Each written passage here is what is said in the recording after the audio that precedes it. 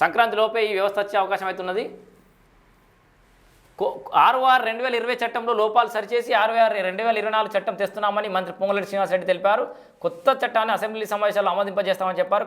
ధరణి కొత్త యాప్, కొత్త చట్టం సామాన్య ప్రజలకు చాలా ఉపయోగపడుతుందని తెలిపారు. ఆదివారం హైదరాబాద్ సెక్రటేరియట్లో మీడియాతో మాట్లాడారు. కమిటీ నివేదిక ఆధారంగా ధరణి ఎలా ప్రక్షాళన చేయాలో చూస్తున్నామన్నారు, పేర్కొన్నారు. రైతులకు మంచి జరిగే ప్రతి సూచనను స్వీకరిస్తామన్నారు. ధరణి నిర్వహణకు ఈ నెల 1 నుంచి విదేశీ సంస్థ నుంచి ఎన్ఐసికి మార్చామని వెల్లడించారు. సో ఇది చాలా కీలకమైన అంశం.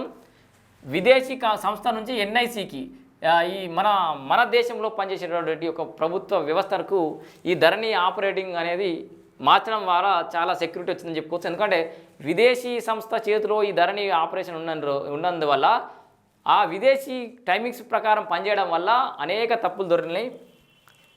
ఇక తహసీల్దార్ కలెక్టర్